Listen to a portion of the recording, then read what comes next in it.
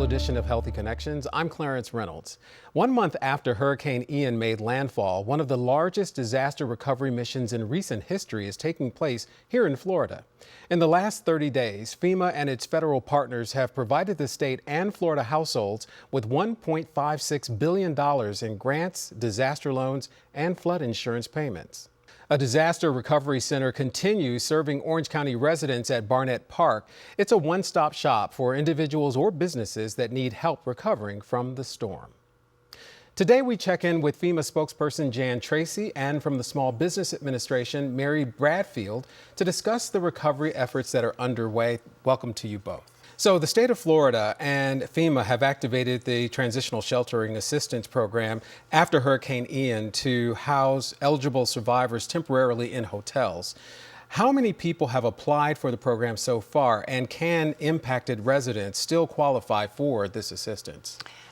I don't have exact numbers for you because that changes on a daily basis, but the numbers have been going down throughout the state. Really, we started out with almost 4,000 people who were in hotel rooms, and I've watched it decline really literally on a daily basis. Our goal is first to get them into the hotels, but then to get people out of hotels into something much more permanent, maybe a rental unit back into their own home, ideally.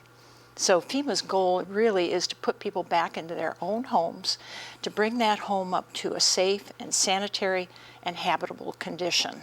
Okay, that's our goal, but it's a step-by-step process from moving from the hotel program into something much more permanent. So I don't have an exact number how many, but I can tell you that at 30 days into this disaster, a little over 30 days now, we are making progress. We're working toward that goal, and it's happening.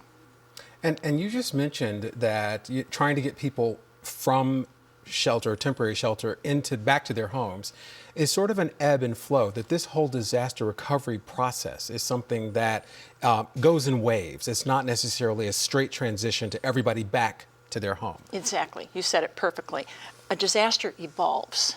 And from the get-go, we start out with a disaster where people just need to be safe. They just need to be, it is a process of responding to the immediate needs of people: water, food, shelter. Then we get them into a more permanent place, and then we move on. But it is a process that evolves. It's not just one step at a time. For example, we had people in hotels, and as I said, we're moving them out of the hotels now into a more permanent facility, but also it's the community as a whole that has to recover. It's not just one person in a house. So therefore, we bring in other entities that work with us, much like the Red Cross works with sheltering, but then we'll move into some other program like Children and Family Services helps people find housing. There are all sorts of community as well as state avenues that can help FEMA in the recovery process. And of course, there's the SBA, the Small Business Administration, because a lot of people don't know it, that in a time of disaster, the SBA is activated not just for businesses, it's always there for businesses, but for individuals as well.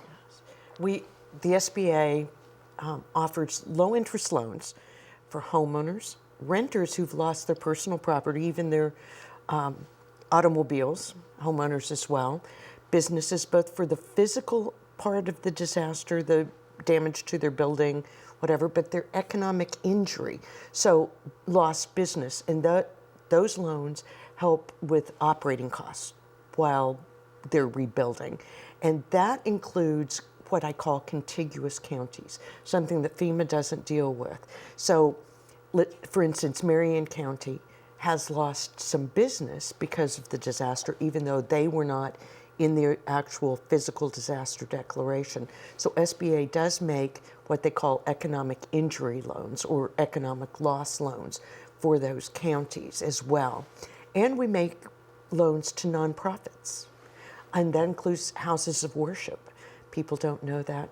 The other thing we also will help with in terms of lending is if you need to rebuild your home, because we're here for the long term, we're the long-term portion, is what we call mitigation, or how to proof your residence or your business against the next disaster? Any of those kinds of things. It's important to note that FEMA and the SBA, the Small Business Administration, work really in lockstep during a disaster. Everybody wants a grant. Ideally, that's a perfect situation, but FEMA doesn't cover everything. And your first avenue to recovery is to go through your insurance company, file a claim. FEMA doesn't duplicate what your insurance covers. Then you go to FEMA and apply for assistance, and hopefully you'll get a grant. But what FEMA doesn't cover, then that's where the SBA can really come in handy to have that low interest rate. And it's worth noting that FEMA will make sure that people who are directed to the Small Business Administration actually fill out that loan application. Even if they don't want it, they have to fill it out. It's nice to have in your back pocket. If you run out of money, you've got access to some money at a low interest rate. But if you don't fill out their application, it stops all FEMA assistance too. And that's important for people to know. If you're asked to fill out the SBA loan application, you have to do it for your FEMA application for a grant to move forward. And I want to kind of stress that there's no cost to apply. You don't have to take a loan if you don't want it, but it's there in your back hip pocket as a resource. And I'll give you an example. Let's say insurance pays X number of dollars, and you look at your deductible and what you get from FEMA, and you think, oh, I don't need a loan. Well, you get into the reconstruction cost, and it's more than you thought. So that amount that's not covered by the other funds that you've gotten, you have up to 6 months to go back and say, oh, I do need that loan now. And it is at a better interest rate. So it's better to have that as a reserve, so to speak. And you literally have to have it for the FEMA application to go forward. Right. Yes. You have to do it. You know, one of the things that Hurricane Ian really showed us was how uneven the issues were. Some people had no issues whatsoever in their homes, Right. and a block over, the whole block flooded, or lots of different problems. With the millions of dollars that come in from FEMA, from the hurricane insurance, national flood insurance, is there a way to compare what Ian did in this area to other national disasters? You know, we always get asked that question. Everybody wants to compare one disaster to another disaster, and the reality is every disaster is different. As you mentioned, every individual's situation is different. They're hit differently by a disaster, but as a whole, every disaster is different as well. So we prefer not to compare. Obviously, this is a big disaster. It's huge. It's going to take not just months, but years for the total recovery to happen. But FEMA helps kickstart that recovery. We don't cover everything, and people often think that we do, but we don't. We don't rebuild a house to the way it was before a disaster. We rebuild just to make it safe and habitable. That's all we do. So unfortunately, things like maybe your big screen TV or your pool table or the swimming pool in the backyard, whatever, those things may be ruined in a disaster, but that's not where FEMA comes in. FEMA gets involved in essential items that are necessary to live. Go ahead, Mary. SBA, another lending, we do take into account personal property up to $40,000. So if your insurance doesn't cover everything, then, and we will include that in the loan up to $40,000. So there is, again, a backup plan for that, and we are focused on the rebuilding. We try to make a point of letting people know that recovery is a community process. People first look to FEMA, but it really involves so many different organizations. It involves state programs and municipalities, county programs, the nonprofit organizations, the Small Business Administration. There's so many different avenues that all come together to make the recovery happen. And this is where our Disaster Recovery Center really comes into play, because there are many different ways that people can apply for assistance, but that Disaster Recovery Center is set up in each county. Okay, every county will have at least one, and you have one, as you said, in Barnett Park in Orange County. But you can go to any one in any county. It doesn't matter. It doesn't have to be your county. But that disaster recovery center has all those resources under one roof. So when you go in, yes, you'll go in and talk to a FEMA person, but you might be directed over to the Small Business Administration. You might be directed to a program that helps mitigate your house to prevent future disasters. There are just lots of different nonprofit organizations, so we all work together trying to make this recovery happen on an individual basis, but also a community-wide basis. And from the business side, we actually have some additional offices called business recovery centers located in various places. The nearest one here is Sanford. And those, even though it says business recovery, if an individual wants to apply for an SBA loan, they can also go there. Again, you don't have to go to the one office in that county that you happen to be in. You can take advantage of any of our offices. And that was one of the things that I really thought was great, was that not just having the disaster recovery centers, but also FEMA deployed 450 specialists throughout the community to go door to door. What is the strategy behind having both the stationary and having people in the community? We try to reach people where they are. And of course, in a disaster situation, excuse me, often people can't come to a disaster recovery center. There's that possibility. Maybe they don't have internet right now because of the disaster, or maybe they're in a facility where they can't access the internet, and therefore they might have difficulty applying online. So we try to reach people where they are. Those people who go door to door, you see them out in the county, they have blue shirts like this, and they're carrying an iPad, and they go out for two purposes. One, they want to register as many people as possible. If they had any damage, they want to reach out to them, but they can also talk to people who have already registered. And if you give them your case number, everyone is assigned a specific case number, and you give them that case number, they can look it up and tell you where your application is in the process. But that community outreach, as you can imagine, everybody has a story to tell. And I have to say, not half of what we do, but a large portion of what we do is listening to people. Listening to people, hearing their story. Maybe they've already applied for assistance, but they want you to understand. And the people who work that closely with survivors, they really do understand. They do this kind of work because they care. They're a whole different breed of animal. They want to help. And they know the programs inside out and backwards, where they can ask you the right questions to guide you to the maximum amount of assistance that you can get. What should a person do if their request for assistance is rejected? Somebody called it the denial letter. We prefer to call it the eligibility letter. But people will get a letter in the mail, and sometimes it's not positive news. The first thing they should do is find out why they were.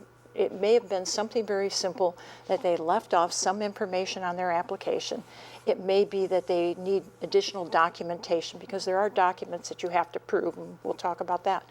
But so it may be something very simple, but first thing, find out why. Ideally, go to a disaster recovery center and have them look up your application, and they can tell you very specifically what you were missing. If you still do not agree, if you get another denial letter, so to speak, your eligibility letter, and you don't agree with the decision, there's an appeal process. So they can always go through the appeal process. And I have seen it with my own eyes, people who are told no from the beginning, no, you don't qualify, and go through the appeal process and ultimately end up having not only a financial assistance, but end up getting some kind of direct assistance. For example, maybe a rental property, rental unit, because we do pay for 2 months rent and the security deposit if somebody is displaced from their home. And that can be extended all the way up to 180 days or almost 6 months. It can be in an apartment or a rental property. So the most important thing to do is to find out why and don't take no for an answer. You know, and Mary, when people think about the U.S. Small Business Administration, they always think businesses, SCORE, loans, business advice. You don't really think about them in disaster recovery. What special role does SBA play when there is a disaster like Hurricane Ian? SBA is responsible for the long-term recovery after any major disaster. In this case, presidential disaster. There are other kinds, but that's a different discussion. So we are here for the long haul. We are here to help you get back to business, back into your home. Like I said, we help homeowners, we help renters, we help businesses both with the physical damage as well as economic injury get back into business. Getting the economy back up and running is very important. And then the nonprofits, which includes houses of worship. And so if you get, like I said, apply, you don't have to take it. But if you get denied from the SBA, follow the same rules, find out why, what's going to happen next, do you need additional information? And there are times when if we deny a loan, that it kicks them back to FEMA, and I'm going to let Jan explain to that. That opens up a whole nother avenue of funding, okay? And that's where I said, when I said, if we give you an SBA application, loan application, you have to fill it out or it stops the assistance from FEMA. But if you get denied a loan, it actually opens up a different type of assistance within FEMA that provides different programs for people who can't even get a loan. They are in a different category. They really need help, and we have that help as well. But you have to apply. You have to apply with us first. You have to apply with them, and we're always looking for another avenue to help. Mary mentioned the community recovery, and something that we're doing right now. We have a local hire program. We're hiring over 300 people locally in Kissimmee and in Orlando. We're looking for people, various different kinds of expertise. Some require very little experience, maybe customer service, which we probably all have some level of customer service experience. But we hire locally because we do this as every disaster, by the way, regardless of the size of the disaster. But it helps infuse money back into the economy. And the other thing we find about local hires is that they're invested in the community. It's their home.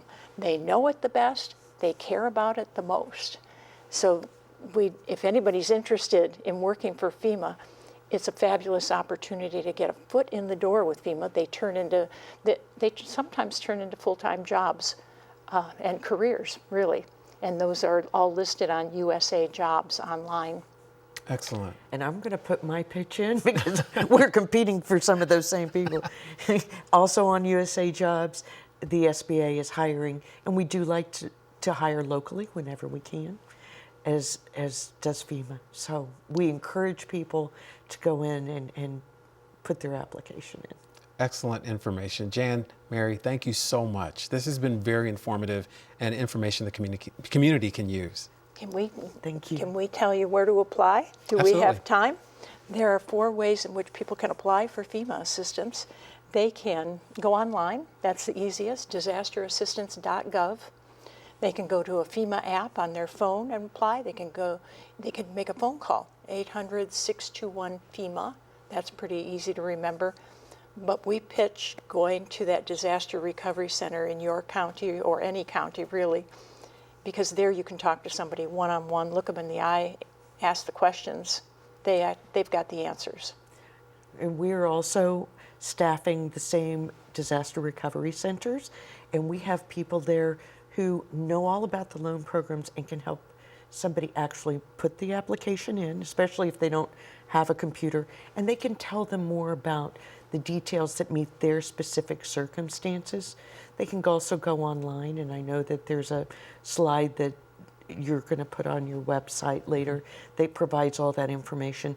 But I would encourage anybody to go in and ask those experts. Absolutely. Don't try to diagnose it yourself. Yes. Absolutely. Thank you so much for being with us. Thank you. And of course, the deadline for applications is November 28th.